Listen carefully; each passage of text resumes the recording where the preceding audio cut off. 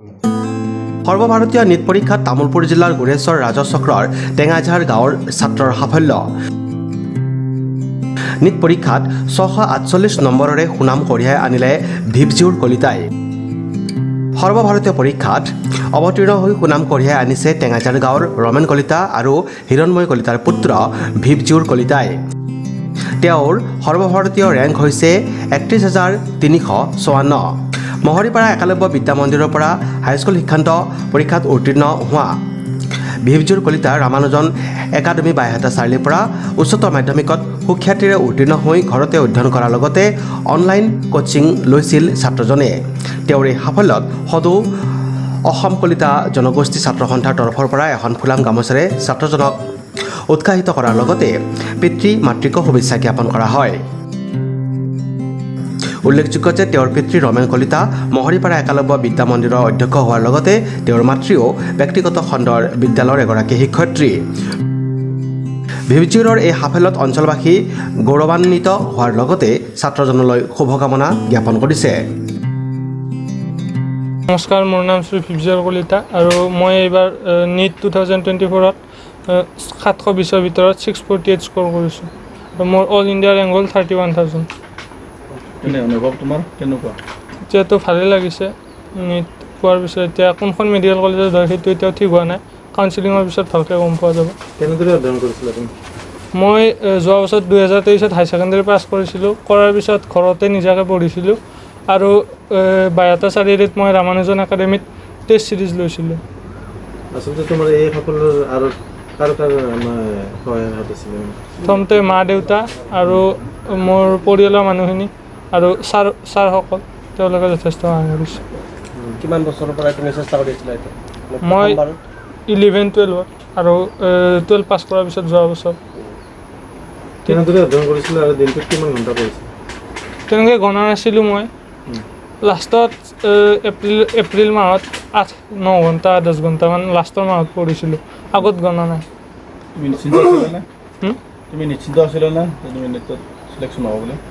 মানে লাষ্টত যেতিয়া ফুল চিলেবাছ টেষ্ট দিছিলোঁ তেতিয়া তাৰ মাৰ্কছখিনি চাই গম পাইছিলোঁ এইবাৰ পোৱাৰ চান্স আছিল। লগতে আমাৰ যি কলিতা ছাত্ৰ সন্থাৰ পৰা আমাৰ ল'ৰাক সম্ভাষণ জনালে, তাৰ কাৰণে ছাত্ৰ সন্থাৰ মই শুভেচ্ছা জ্ঞাপন কৰিছোঁ।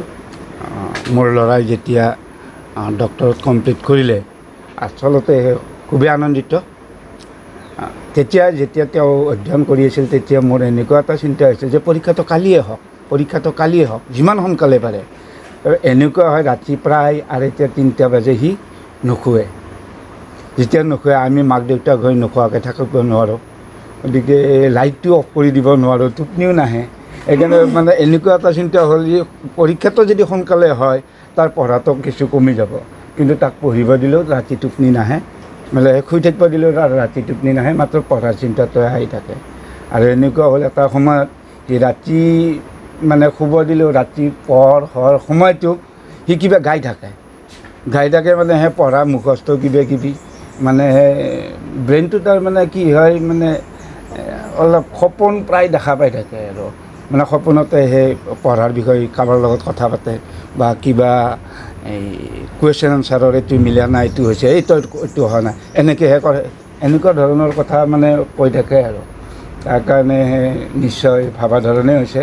কিন্তু সি আশা কৰি আছিল, মানে কৈ আছিল আৰু যে এইমছত মই ছিট ল'ম, কিন্তু লাষ্ট পৰীক্ষাৰ সময়ত যিটো এইমছৰ মাৰ্ক সিমানখিনি নাহিলগৈ, মাত্ৰ 648 পালে, 648।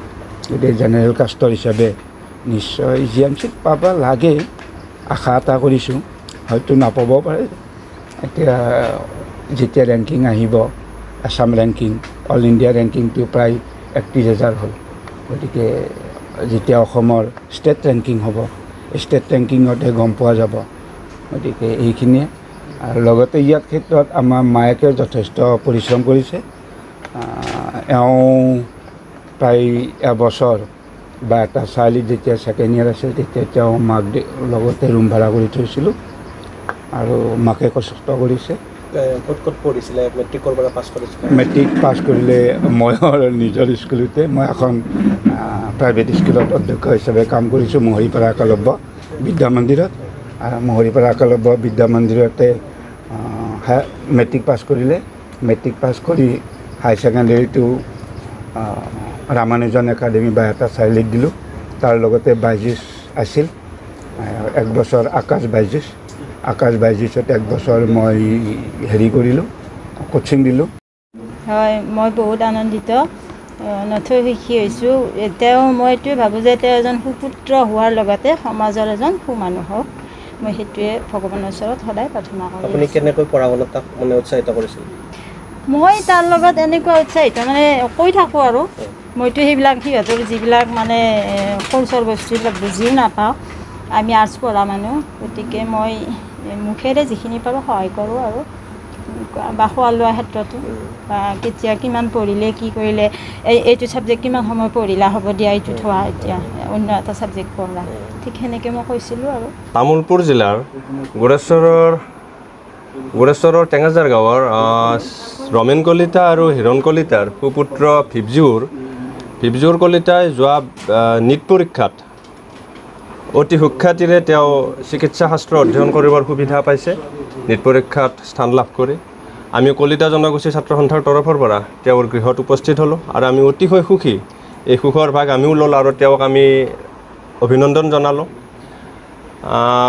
এটা কথা ক'ব লাগিব দেউতাক এজন ব্যক্তিগত খণ্ডৰ শিক্ষক আৰু মাক তেওঁ শিক্ষয়িত্ৰী ব্যক্তিগত খণ্ডৰ শিক্ষানুষ্ঠান এখনৰ সেই ফালৰ পৰা অসমীয়া মাধ্যমৰ বিদ্যালয়তে তেওঁ পঢ়িছিল দেউতাকৰ শিক্ষানুষ্ঠানত উচ্চ মাধ্যমিক বিদ্যালয়লৈকে গতিকে তেওঁ আজি আমাক এটা নিদৰ্শন দেখুৱাই দিলে যে ব্যক্তিগত খণ্ডৰ বিদ্যালয় আৰু গাঁৱৰ মফচলীয়া ঠাই এখনৰ পৰা ওলাই গৈ তেওঁ খুব সুন্দৰভাৱে যি নীট পৰীক্ষাত কৃতিত্ব অৰ্জন কৰিলে আমি অঞ্চলবাসী সুখী এতিয়া আমাৰ এটা আশা হ'ল এই গোৰেশ্বৰ অঞ্চলৰ পৰা এই টেঙাজাৰ গাঁৱৰ দৰে এখন ঠাইৰ পৰা তেওঁ বহুত আগুৱাই যাওক আমাৰ আশা থাকিব এই অঞ্চলবাসীৰ যেন তেওঁ অকল ঘৰখনৰে ব্যক্তি নহয় বা তেওঁ নিজৰ কাৰণেই নহয় তেওঁ সমাজৰো এজন ব্যক্তি হয় সমাজৰ লগত তেওঁ চলক সমাজৰ বিপদ আপদত তেওঁ থাকক তেওঁৰ সহায় সহযোগিতাত সমাজ থাকক